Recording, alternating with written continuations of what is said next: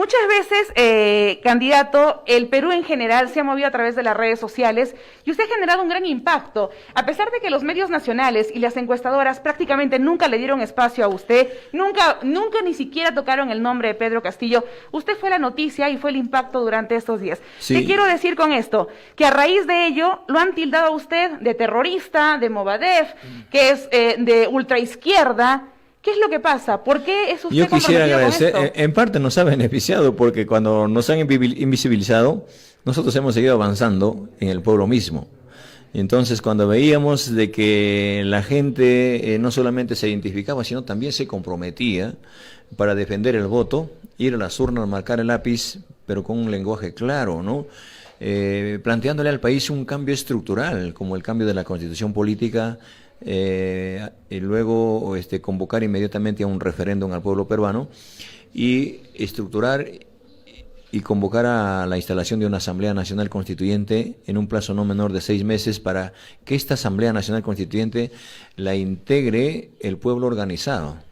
Es decir, lo que se pide y lo que se exige en las calles a través de las organizaciones, a través de los colectivos, a través del pueblo peruano, en forma disciplinada, en forma organizada, tenemos que ser parte importante. El electorado del pueblo ya no es el mismo de antes, que tú le podías engañar con un tupper, con una caja de fósforo, decirle, ¿sabes qué? Te voy a regalar un polo. No, hoy el pueblo necesita que sus hijos sean educados, que ya la juventud ya no tenga un futuro incierto, que los jóvenes cuando terminan la secundaria muchas veces se frustran, abandonan su tierra, su casa, van a formar los grandes cinturones de pobreza en las ciudades y se van a buscar un empleo en las empresas privadas, las explotan y mejor se dedican a otra cosa, a la delincuencia, a la drogadicción, a la prostitución. ¿Dónde está el Estado? Esta pandemia, gracias a esta pandemia, nos ha permitido desnudar de cuerpo entero la precariedad de este viejo y corrupto Estado ante su pueblo. ¿Cuánto cuesta pues una mascarilla en plena pandemia? Un balón de oxígeno. ¿Cuánto costó una pastilla? ¿Y dónde estaba el gobierno? ¿Dónde estaba el Estado? Entonces tenemos que priorizar que en el marco de una nueva constitución la salud ya no sea un servicio, sino sea un derecho constitucional, que el enfermo no le busque al Estado, que el paciente no busque al médico, que el Estado busque al paciente, que el Estado busque al pueblo, que priorice. Hay que invertir más en una salud de calidad con enfoque preventivo. Dígame usted, mi estimada Gloria, ¿qué tiempo hace que usted se ha hecho un chequeo médico profesional? Chequeo hace un año aproximadamente, los chequeos que las mujeres nos hacemos, como el Papá Nicolau, la evaluación de los senos. ¿Pero usted lo ha hecho por parte del Estado o lo ha hecho con su propio dinero? Prácticamente porque uno lo decide hacer de manera particular. Con su propio dinero. Pero, profesor Pedro... Termina esa idea. ¿Ya? Entonces lo que tenemos que hacer es que el Estado se acerque. ¿Por qué no, por ejemplo, en cada centro médico un resonador magnético?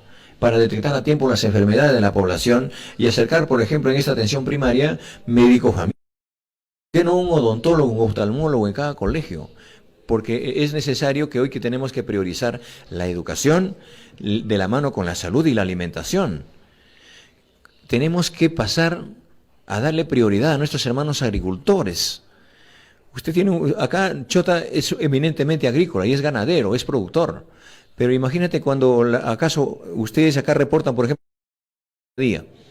Sube el precio, baja el precio, ¿a qué se debe? ¿Acaso no se pudren las papas en la chacra? ¿Y dónde está el gobierno? Pero si hay papa precocida en las grandes ciudades, en las pollerías, y la papa de nuestros hermanos agricultores, el arroz, el café, tenemos que industrializar la producción. Profesor Pedro, permítame, precisamente usted ha hablado de la región Cajamarca, y precisamente somos productores, agricultores, y resulta que Cajamarca es una de las regiones con mayor índice de anemia en nuestros niños y niñas. La pregunta sería, si usted fuese elegido presidente de la República en las próximas elecciones de segunda vuelta, ¿qué haría en sus 100 primeros días de gestión en educación, en salud, en minería, ya que Cajamarca lamentablemente pues imagínense, somos Yanacocha, es la segunda minería de gran potencia mundial?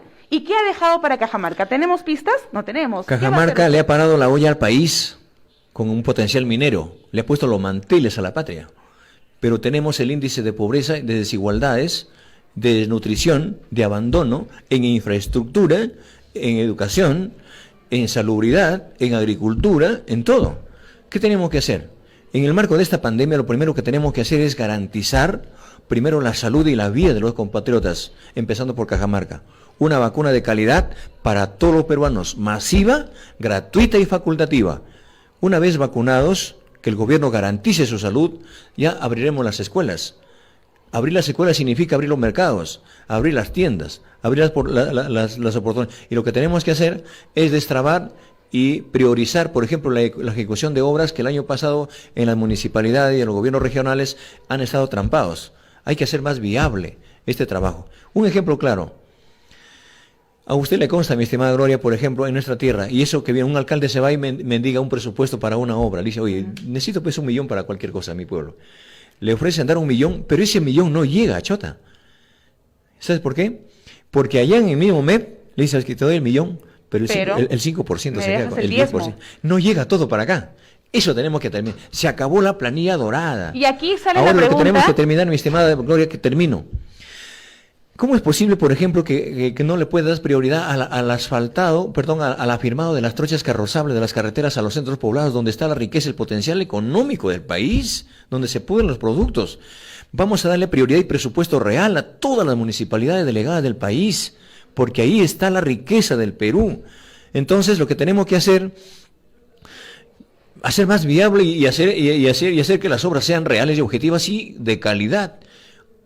Un alcalde se va a pedir una obra ¿para qué? Para la apertura de una trocha carrozable. Hay una empresa, se aprovecha, te pide una adenda, te pide una ampliación presupuestal y ni siquiera lo hace bien la trocha. Un presupuesto para la trocha, otro presupuesto para el afirmado, otro presupuesto para el asfaltado, otro presupuesto para el mantenimiento. Ese es un tema de nunca acabar, profesor. ¿Qué cosa Pero es ¿qué va a hacer usted de cara a esto que ya conoce usted muy bien? Lo primero tenemos que hacer, tenemos claro nosotros, ¿no? Espero que voy a priorizar tener en Santa Mónica trasladar mi equipo técnico para que los chotanos sepan quiénes somos y cómo estamos trabajando.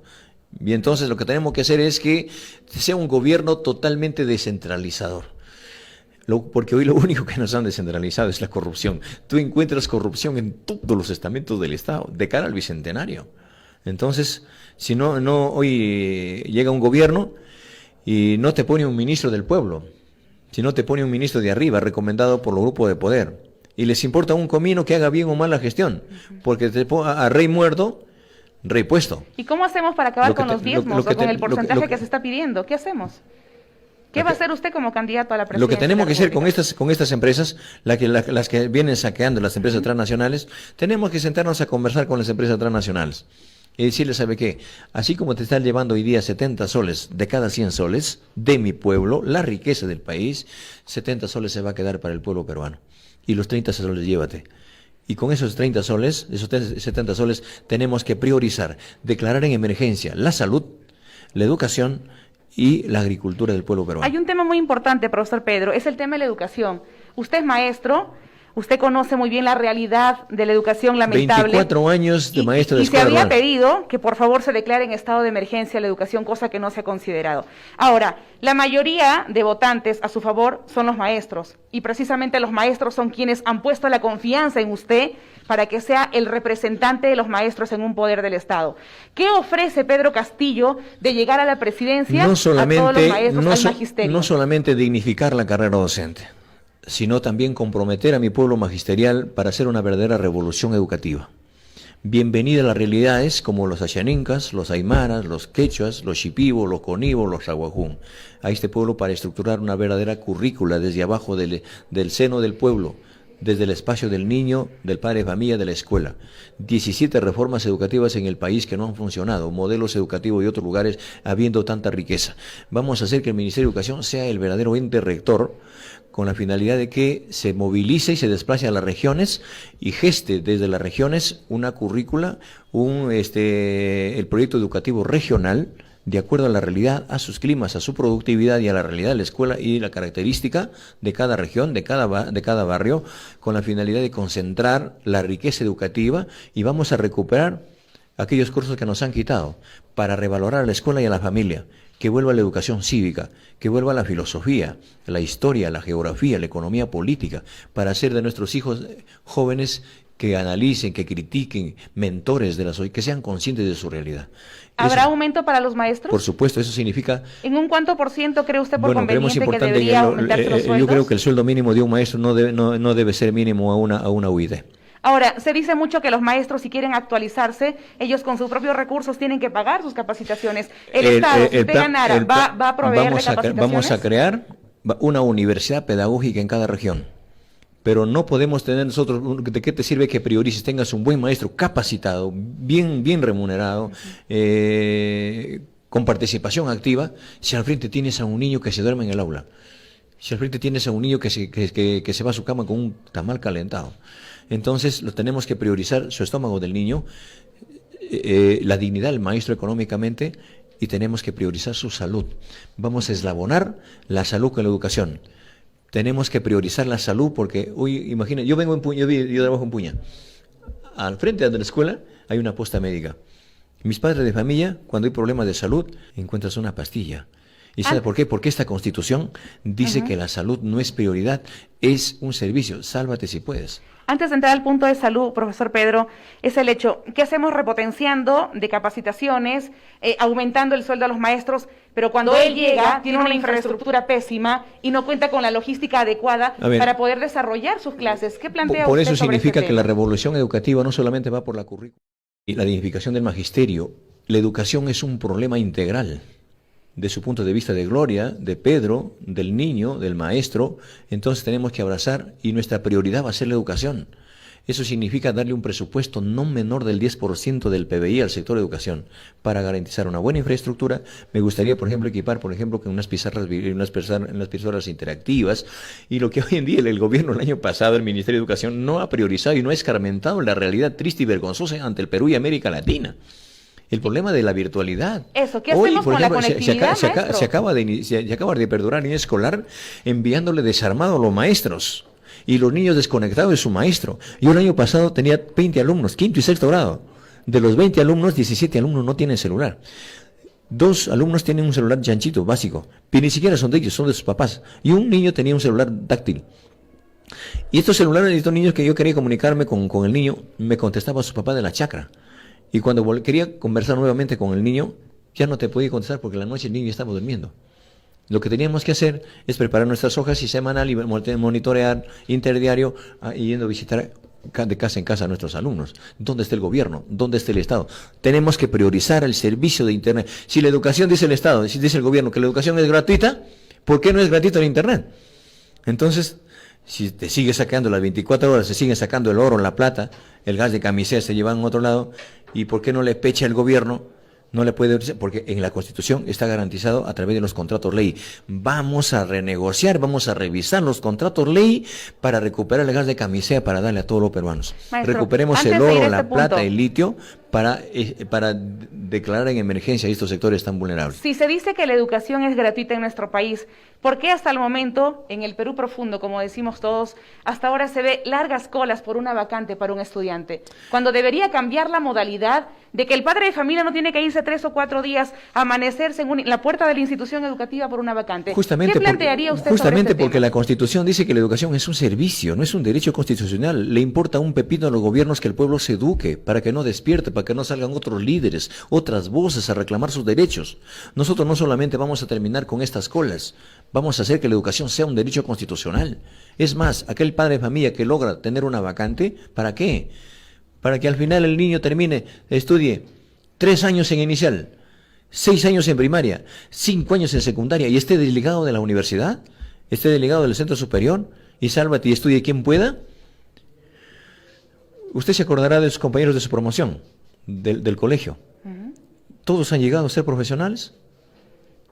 No. En su gran mayoría. Pero con recursos de sus padres. Con recursos de sus padres. Entonces, ¿dónde está el gobierno? ¿Dónde está el Estado? Tiene que asumir, por ejemplo, los que terminan la secundaria tienen que hipotecar la chacra, venden el ganado o sacan plata de una caja, de un banco, para darle 2, 3 años de academia a sus hijos, y los hijos muchas veces no ingresan.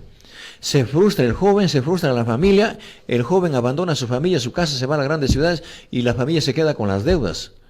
Nosotros vamos a inyectar lo que se enseña en las academias a partir del 3er año de secundaria, para que el joven que termine la secundaria tenga el nivel académico preuniversitario y tengan el ingreso libre a las universidades del pueblo peruano.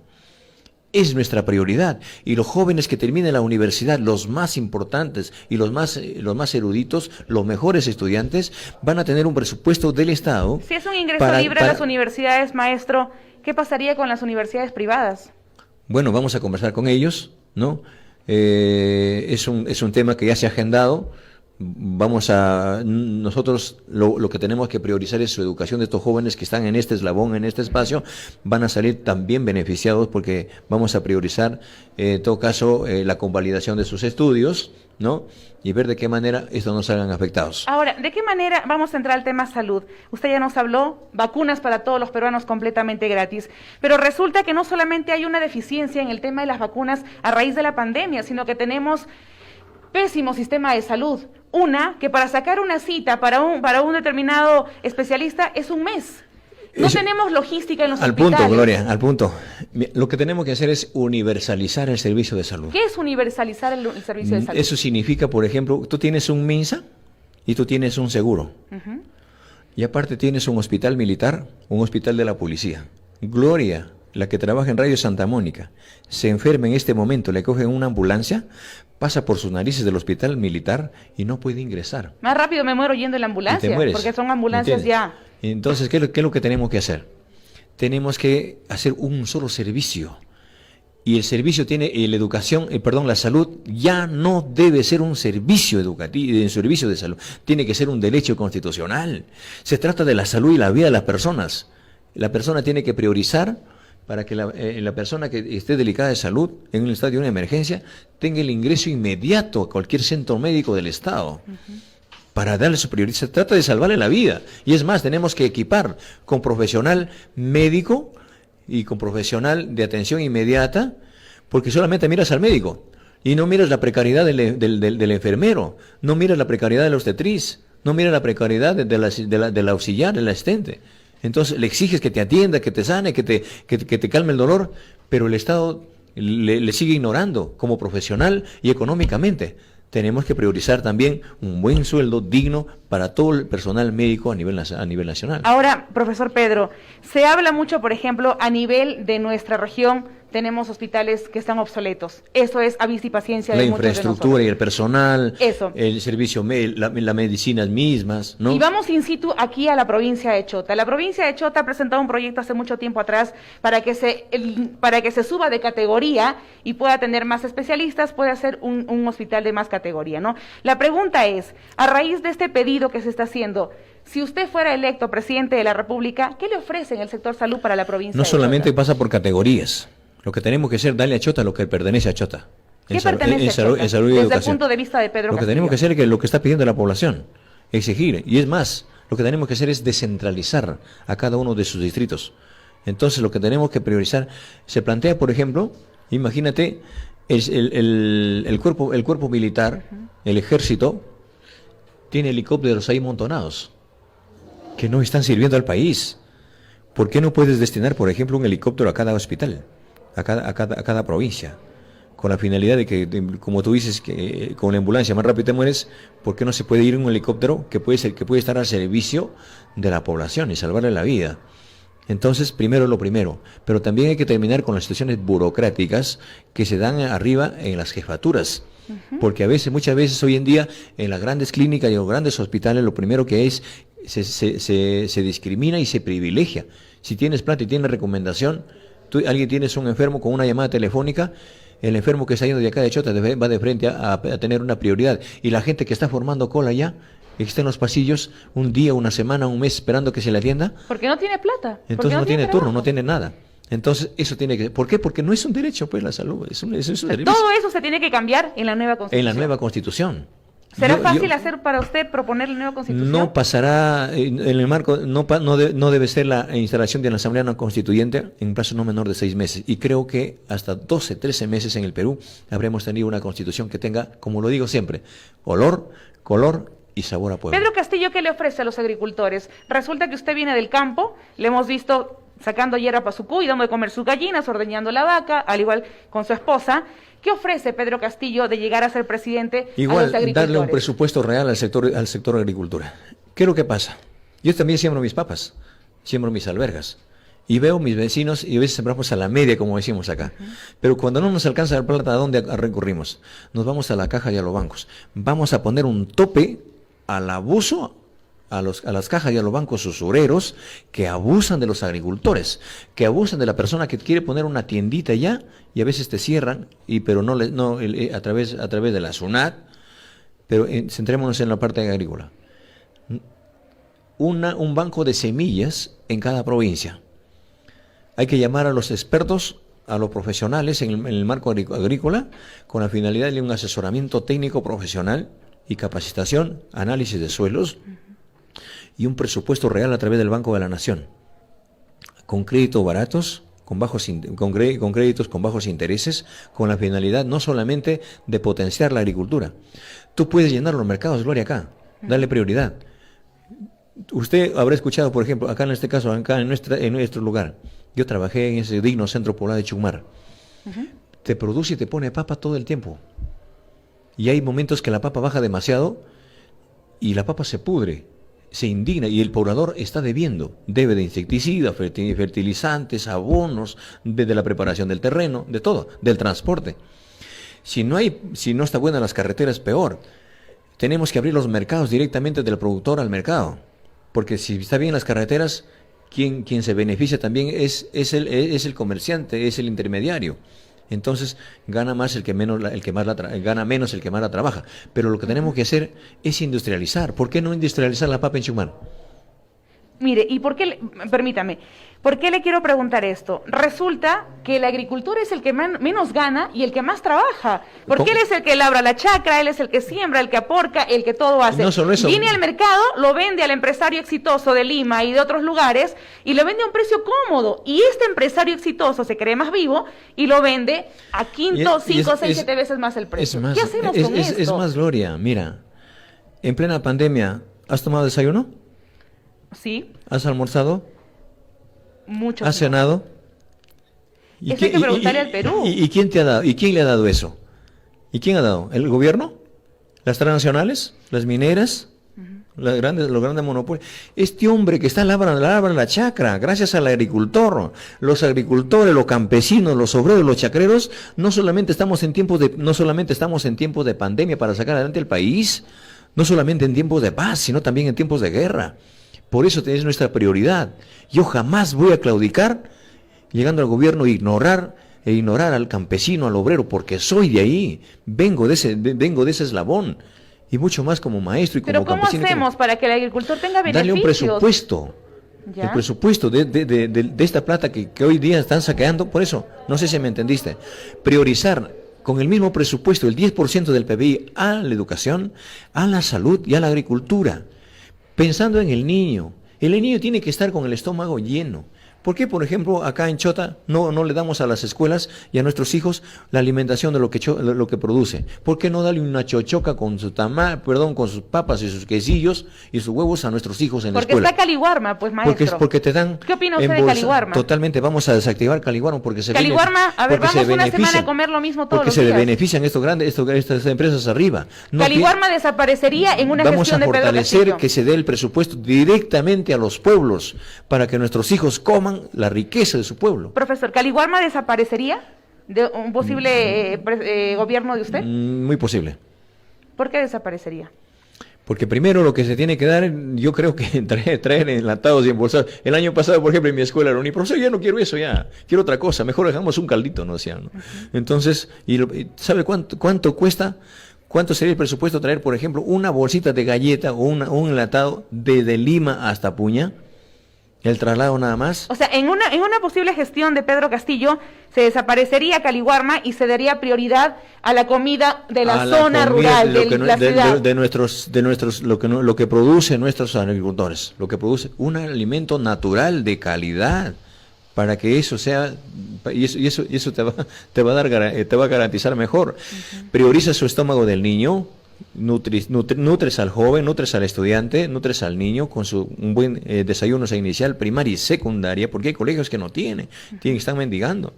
Entonces tenemos que priorizar su alimentación, su desayuno y su almuerzo en todos los jardines, en todas las escuelas y en todos los colegios del país. Ahora, maestro, hablando de las instituciones como Caliwarma, por ejemplo, hay muchas instituciones que realmente es un saludo a la bandera.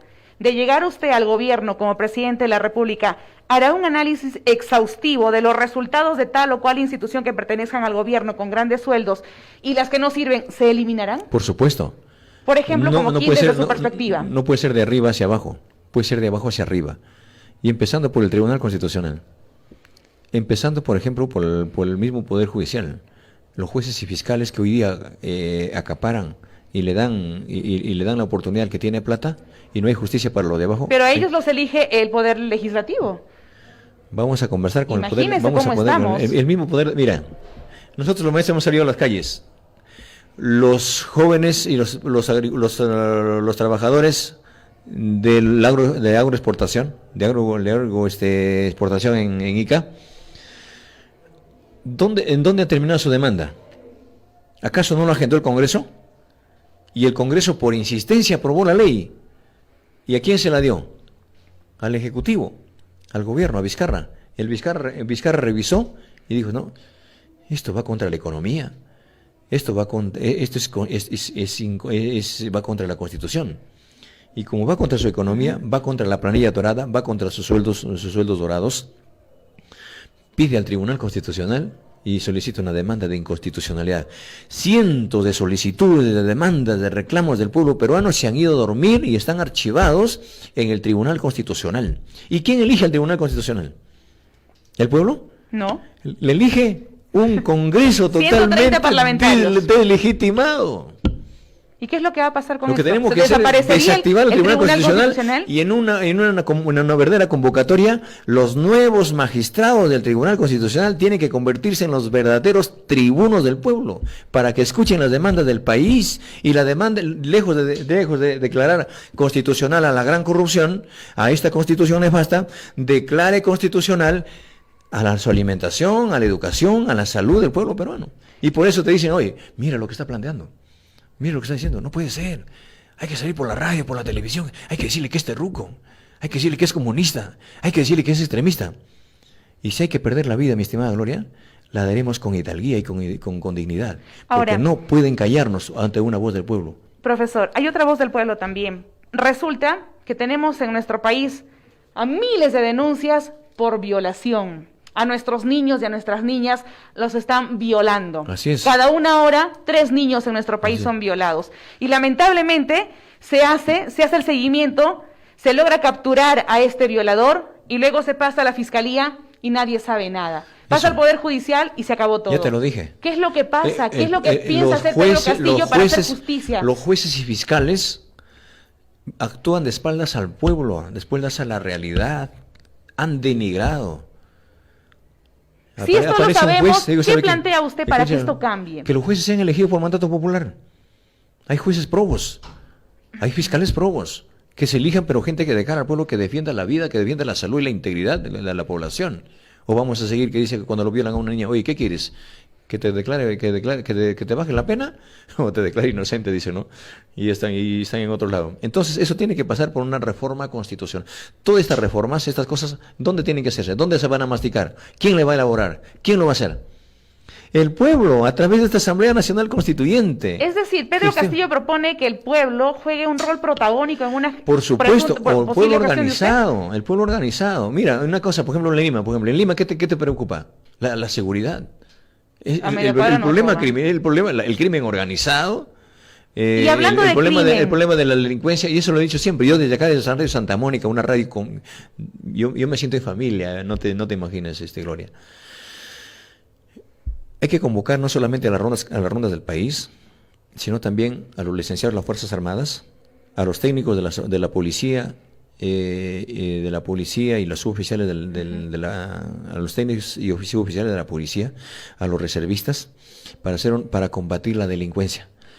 En Lima te arranchan una cartera, un celular, te tiran al piso, te matan, la policía lo lleva a la autoridad, al delincuente, la familia sale con su cartel al frente a la policía clamando justicia y el delincuente sale por la puerta falsa. Profesor, hay un tema, hablando de corrupción, hablando de asesinatos, de violaciones, etcétera, etcétera, hay sobrepoblación en las cárceles en nuestro país, que los mantenemos nosotros con nuestros impuestos. Y aquí va la pregunta. Ayer a nivel nacional veía un reportaje donde resulta que estos señores de la cárcel tienen internet, tienen conectividad, y los niños de alrededor no tienen, y tienen que acercarse a la cárcel, a la infraestructura, para poder tener la señal de internet y poder ingresar a sus clases virtuales. No solo eso, Gloria. ¿Qué pasa con el país? Escúchame una cosa, la persona que delinque, que viola, porque hay un Estado corrupto, violador de derechos constitucionales, lo protege pues sus compinches en la cárcel. Y a la persona que mata, que viola, le da cárcel y les da desayuno, almuerzo, cena, cama, teléfono, luz, internet, agua, desagüe, internet y encima un abogado de oficio. ¿Qué plantea y la Pedro Castillo y la persona que quiere sacar a vender huevos de codorniz en la calle, te botan a patadas. Llamamos a los micros y pequeños empresarios que aquí van a tener un gobierno para impulsar la economía desde abajo, para darles no solamente seguridad jurídica, sino también para darles facilidades administrativas y económicas, que abran su tienda y empezamos a trabajar. Y lo que tenemos que hacer, no más cárceles en el país. ¿Y qué pasaría con estos delincuentes? Tenemos que llevarla a través de estas organizaciones vivas del país, la reserva moral que tiene el país en la defensa, hay que llevarlas a construir puentes, carreteras, hospitales, las grandes cuencas geográficas. O sea, que se pongan a trabajar. Que se pongan a trabajar, para que puedan alimentarse. Que aprendan a comer el pan con el sudor de su frente. ¿Lo podemos hacer? Por supuesto. ¿Acaso no sabemos? Nosotros tenemos experiencia en eso con la justicia de las rondas. Tenemos de lado a las fuerzas. Entonces, a trabajar. Ahora, tenemos regiones, sí, yo sé que está con el tiempo, solamente algunas preguntitas más para ir cerrando. Tenemos regiones donde usted tiene la votación del 50% arriba, Huancavelica, Apurímac, y en 17 regiones usted ha ganado, ¿no? A diferencia de los otros partidos.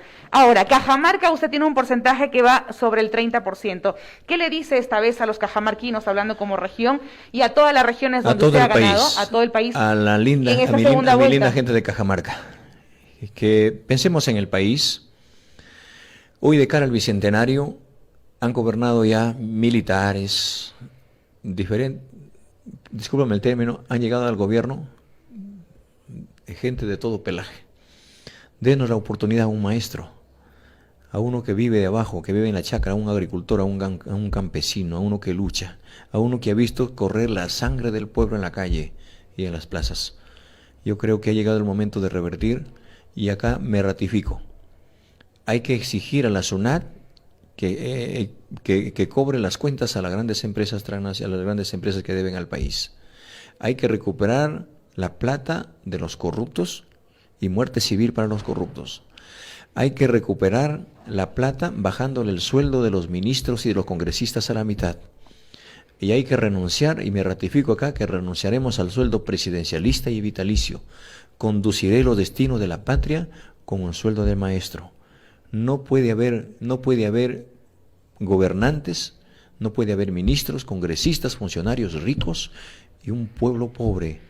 Eso tiene que terminar con la desigualdad. Y termino diciéndoles que hay que rechazar. Ayúdenos a rechazar a estas calumnias que se nos están haciendo, porque estamos llevando un lenguaje real y objetivo, una propuesta sana del país. Solo dos cositas, profesor. Solo dos cositas y cierro con usted. Yo sé que la agenda está saturada. Voy a volver para conversar. Sí, solo dos cositas. ¿Habrá alianzas con el resto de partidos políticos en esta segunda vuelta? Por supuesto, yo llamo a todas las tiendas políticas, no solamente a las tiendas políticas, no solo a los jefes políticos que han estado en mis contendores, sino a sus bases. De ganar. Yo he tenido, el punto, Gloria, por ejemplo, compañeros, algunos ex candidatos al Congreso que por su cuenta nos han llamado.